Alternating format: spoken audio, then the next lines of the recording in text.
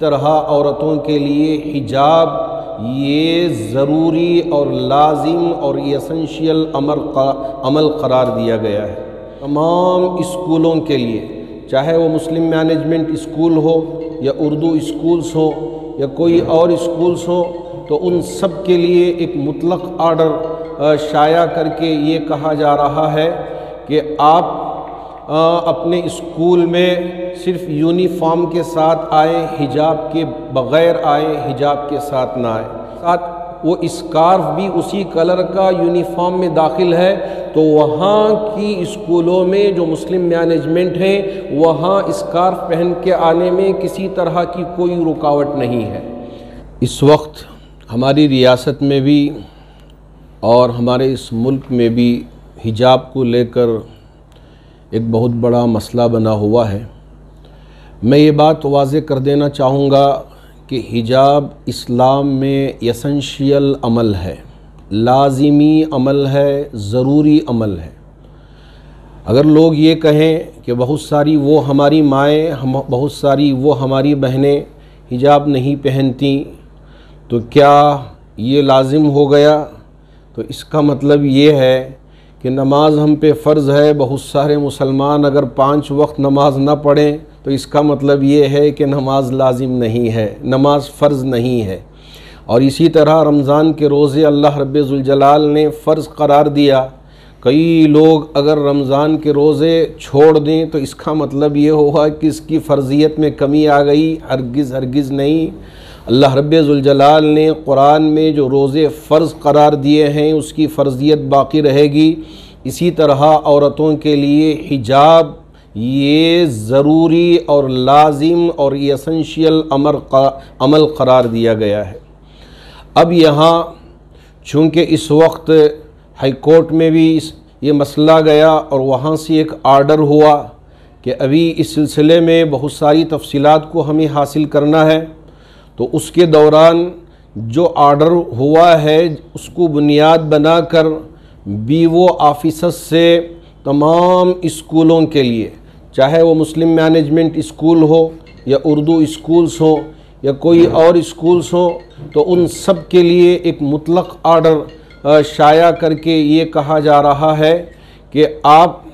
اپنے اسکول میں صرف یونیفارم کے ساتھ آئیں، حجاب کے بغیر آئیں، حجاب کے ساتھ نہ آئیں۔ اسی طرح سافران شال کے بغیر آئیں اور تلک کے بغیر آئیں، کوئی بھی مذہبی چیز کو اپنے ساتھ لے کر نہ آئیں۔ اس طرح کا ایک آرڈر BO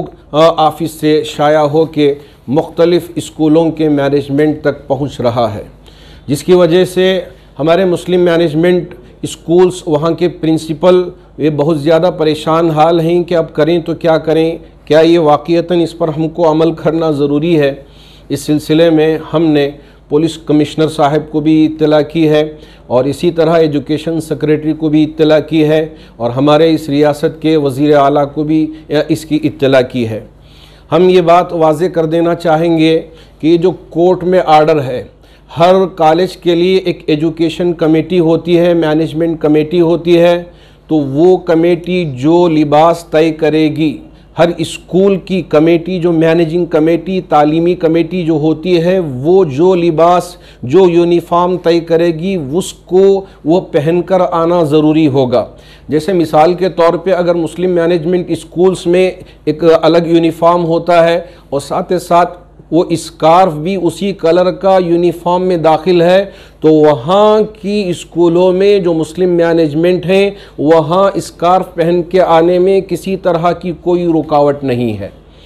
ہاں، البتہ وہ کالجز جو گورنمنٹ کالجز ہیں یا وہ اسکولز جو پرائیویٹ بھی ہوں، لیکن پہلے ہی سے وہاں ایک ڈریس کوڈ متعین کیا گیا تھا جہاں اسکارف نہیں تھا، اسکارف کو الاؤ نہیں کیا جاتا تھا، تو ایسے کالجوں کے لیے اس وقت ہائی کورٹ کا جو آرڈر ہوا ہے اس کے حساب سے وہاں جو یونیفارم ہے اسے اسی کوڈ کو برقرار رکھتے ہوئے کالج میں اور 9th 10th کے طلباء اور طالبات کو آنا ہوگا۔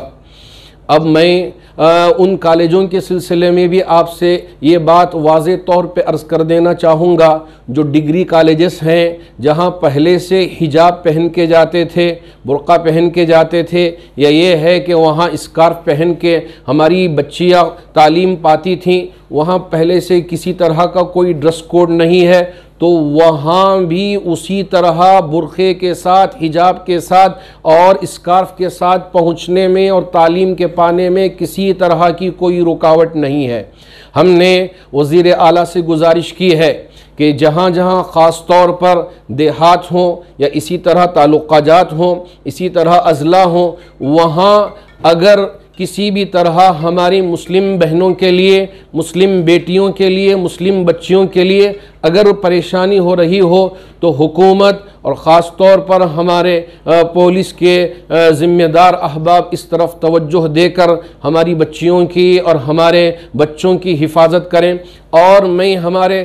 دوسرے قوم کے اسٹوڈنٹس سے بھی، وہاں کے طلباء سے بھی گزارش کرنا چاہوں گا کہ آپ تعلیم حاصل کرنے کے لیے جا رہے ہیں، آپ پتھر پھینکنے کے لیے نہیں جا رہے ہیں اور ہلہ بولنے کے لیے نہیں جا رہے ہیں، چاہے مسلم طالبات ہوں یا مسلم لڑکے ہوں، اور اسی طرح ہمارے غیر مسلم بھائی جو طلباء ہیں، جو تعلیم پا رہے ہیں، ان سب سے میں گزارش کرنا چاہوں گا کہ آپ اپنے